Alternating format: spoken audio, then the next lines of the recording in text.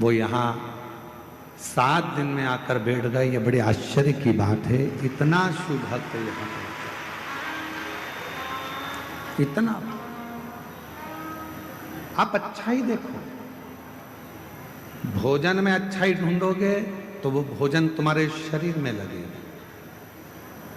कथा में बैठकर आप अच्छा ही ढूंढोगे कि हमको बाबा ने यहाँ बुला लिया, आपके अंदर एक उमंग होना चाहिए कि मेरे बाबा ने मुझे देवघर में कथा सुनने भले 1 दिन के लिए बुलाया, आधे घंटे के लिए बुलाया, चाहे 15 मिनट के लिए बुलाया, पर मेरे बाबा ने मुझे बुलाया।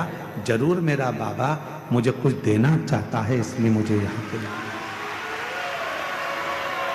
इसलिए मुझे बुला लिया। हमने देखा है हमारे जो दादाजी थे स्वर्गीय शंकरलाल जी मिश्रा,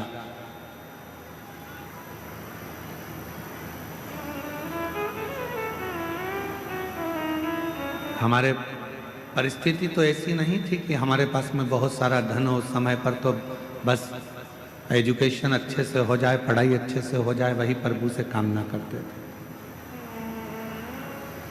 एक लकड़ी के 4 पाई का एक खटिया पलंग था जिस पे हमारे दादाजी सोते थे।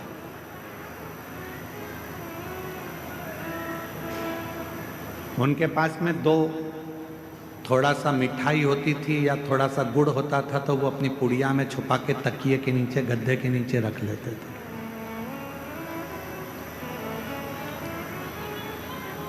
और जब हम अकेले दिखते थे तो आवाज लगाते थे, छोरा इधर आ, मोड़ा इधर आ, और तकिए के नीचे से हमारे दादा स्वर्गीय श्री शंकरलाल जी मिश्रा जी उसमें से थोड़ा सा गुड़ निकाल कर हमको दे देते थे कि ले चुपचाप से खा लेना, किसी को बताना मत ही, मेरे पास इतना ही था, ये रख ले। इशारा कर कर बुलाते थे, अपने पास बिठाते थे पलंग पर और कुछ निकाल कर दे देते थे। आप भी याद रखना, इशारा कर कर बुलाते थे, अपने पास से निकाल कर दे देते थे। उसी तरह 7 दिन नहीं, 5 दिन नहीं, 3 दिन नहीं, 1 दिन की भी अगर शिव पुराण की कथा मिल जाए, समझ लेना दादाजी ने तुमको कुछ निकाल कर देना चाहा है, इसलिए बुलाया, इसलिए बुलाया। कुछ कृपा करने वाला होगा, कुछ करुणा करने वाला होगा। ये कथा तो आज 20 तारीख को विराम हो जाएगी, 26 तारीख को पुनः कथा छत्तीसगढ़ की पवित्र धरा पर प्रारंभ हो जाएगी।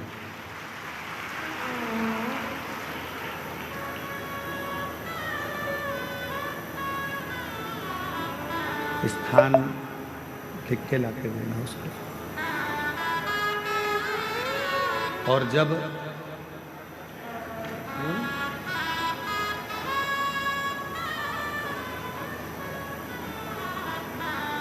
यदि मेरा भोले बाबा, मेरा शंकर, मेरा त्रिकालदर्शी, कैलाशी, अविनाशी, मेरा शिव आपको यदि बुलाए, कथा श्रवण कराए या आपको अपने धाम में बुलाए, तो ये मान लेना कि मेरे बाबा तुमको कुछ देना चाहते हैं, तुम्हारी झोली भरना चाहते हैं, करुणा करना। और कृपा की ना होती जो आदत तुम्हारी, तो सुनी अदालत तुम्हारी, गरीबों के दिल में जो जगा तुम ना पाते, तो किस दिल में होती इबादत तुम्हारी, दया की न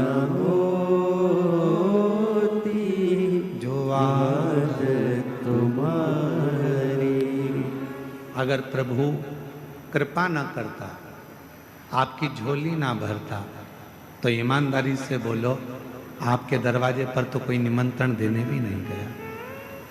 कोई पीले चावल देने के लिए कोई पंपलेट, कोई बैनर आपके शहर में भी नहीं लगाया गया। कोई सूचना आपके गांव में, नगर में नहीं दी गई। उसके बाद भी आप लगभग 7 दिन में लगभग 35 लाख से ज्यादा शिव भक्तों ने शिव महापुराण की कथा को सुना। सोशल मीडिया पे अलग, आस्था पर अलग, केवल पंडाल की बात चल रही है कि 7 दिन में कम से कम 35 लाख शिव भक्तों ने शिव पुराण की कथा को सुना। कोई निमंत्रण नहीं, कोई चावल नहीं, कोई कुछ आपको पहुंचाया नहीं, उसके बाद आप यहाँ आए हो कथा सुनने।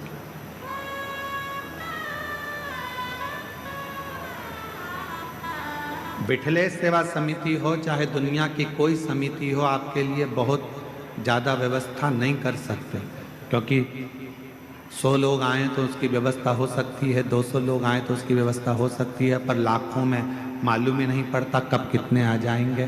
तेरी कृपा का क्या है भरोसा, भरोसा ही मालूम भी तो पड़े कि कितने आने वाले।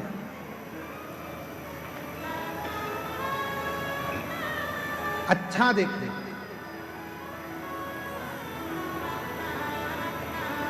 शिव मंदिर में जाओ, बाबा देवादिदेव महादेव के मंदिर में पहुंचो, जब वापिस आने लगो 2 क्षण नीचे नहीं बैठ सकते तो नंदी के राइट भाग, नंदी है उस नंदी के सीधे भाग की ओर 2 क्षण बैठ जाओ।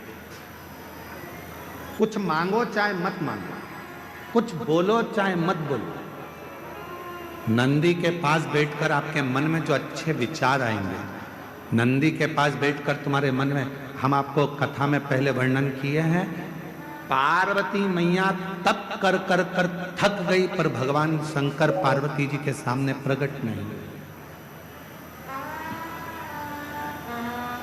भगवान शिव प्रकट नहीं।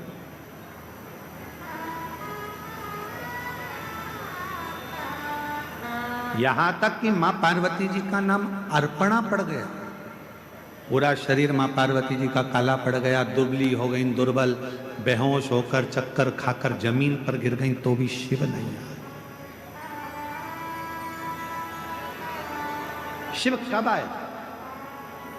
जब मां पार्वती जी की सहेली सखी शिवलिंग का निर्माण कर कर उसी के सामने एक छोटा सा ढेला नंदी का बना दिया, और नंदी के पास बैठकर मन में सोचने लगी, आज मेरी सहेली चक्कर खाकर नीचे गिर गई, आज उसके शरीर में बहुत कष्ट है, दुबला हो गया शरीर, काली पड़ गई पूरी। बस नंदी के पास बैठकर वो अपनी सहेली के बारे में सोच रही थी। वो सखी सहेली के लिए सोच रही थी, इतनी देर में तो देव अधिदेव महादेव पार्वती जी के सामने प्रकट हुई, सम्मुख प्रकट हुई, साम।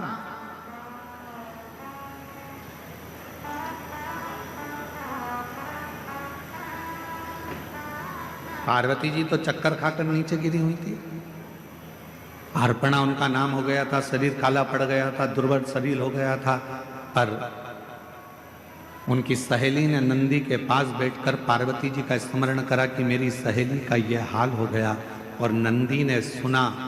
कहते हैं नंदी के कानों में शब्द पहुंचता है, वो शब्द सीधे शंकर के हृदय से टच हो जाता है, शिव के हृदय से।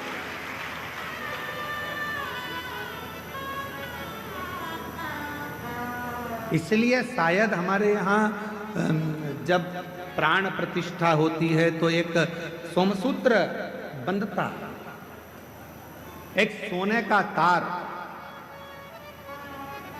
शिव और नंदी के बीच में एक तार होता है, एक चांदी का तार डलेगा चाहे स्वर्ण डलेगा, पर एक तार शिवलिंग के नीचे से नंदी के सामने तक, नंदी के चरण तक वो तार जाता है, जिसको पत्थर से ढक दिया जाता है, जमीन में दबा दिया जाता है, उससे उसका संबंध होता है, उससे उसका संबंध। जैसे विवाह करते हो तो गठजोड़ा बांधते हो, लोग यहाँ आते हैं देवघर में तो बाबा का गठजोड़ा बांधते हैं, तार से तार को जोड़ते हैं। उसी तरह शिव से नंदी और नंदी से शिव को भी जोड़ा जाए, दोनों। इसीलिए शायद कहते हैं कि हम जब नंदी के पास 2 क्षण के लिए बैठते हैं और अपने मन की कुछ कामना करते हैं, कोई बात करते हैं, कोई हृदय। और निवेदन करूं, एक बात और याद रखो, जब भी मंदिर के अंदर शंकर के शिवलिंग में या शंकर भगवान के मंदिर में प्रवेश करो तो तुम्हारे मन में किसी के प्रति गलत भाव मत लो, गलत विचार, गलत सोच।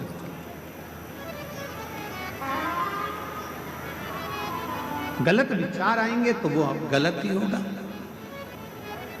आप लोगों में से कई माताएं ऐसी हैं, कई भाई ऐसे हैं, कई मेरी बेटियां ऐसी हैं, कई मेरे बेटे ऐसे हैं, कई मेरी जीजियां ऐसी हैं, कई मेरे जीजा ऐसे हैं, कई माताएं ऐसी हैं, कई पिता ऐसे हैं, जो दिन में मंदिर में जाते हैं तो भगवान के सामने जाकर सोचते हैं अब तो मर जाऊं तो अच्छा, बहुत परेशान हो गई भगवान, इतनी कष्ट की जिंदगी जी रही हूं कि अब तो मर जाऊं तो अच्छा। तो मरना तो सबको है, कोई अमर बूटी खाकर पैदा नहीं हुआ संसार। बड़े बड़े सूरमा भी चले गए तो बड़े बड़े एक्टर भी चले गए तो बड़े बड़े प्रतिष्ठित भी चले गए, मरना तो सबको है। तो ये विचार क्यों करना कि मर जाऊं तो अच्छा, मेरा तो जीवन ही ऐसा हो गया। हे भगवान, अपने आप को दिन रात कोसते रहते हो कि मैंने तो अपनी जिंदगी बर्बाद कर ली, मेरा तो जीवन ही बेकार हो गया, काहे को भगवान मुझे जन्म दे दिया, हे भगवान मेरा जीवन ऐसा हो गया, हे भगवान मेरा जीवन ऐसा हो गया। क्या कमी रखी परमात्मा ने? 2 नेत्र दिए, 2 हाथ दिए बोलने के लिए, मुख दिया सुनने के लिए, कान दिए चलने के लिए, पांव दिए, हाथ काम करने के लिए दिए। उससे पूछो जिसको दिखता नहीं है, उससे पूछो जो चल सकता नहीं है, उससे पूछो जो सुन सकता नहीं है, उससे पूछो जो बोल सकता नहीं है। परमात्मा ने तो कृपा कर कर आपको ये शरीर दिया है, उस शरीर का सदुपयोग करो, तारीफ करो, तूने बड़ी कृपा करी। पति अगर थोड़ा कष्ट दे रहा है, भगवान से प्रार्थना करना अच्छा हुआ, दूसरे कष्ट देते, कर्म का दंड तो मुझे भोगना है, कोई दूसरा कष्ट देता तो मुझे अच्छा नहीं लगता, अच्छा हुआ मेरा पति ही मुझे कष्ट दे रहा है। पत्नी कष्ट दे रही है तो भगवान को प्रार्थना करना, दूसरा कोई कष्ट देता तो सहन नहीं कर पाता, अच्छा हुआ कि मेरी पत्नी मुझे कष्ट दे रही है, मेरे कर्म का दंड तो मैं भोग रहा हूं, दूसरा तो नहीं भुगता रहा, अपने घर के भुगता रहा। बेटा अगर कष्ट दे रहा है तो परमात्मा को धन्यवाद देना, अच्छा है यहीं पर कर्म का दंड भोग लूंगा, अगली बार तू जन्म देगा तो कम से कम राम जैसा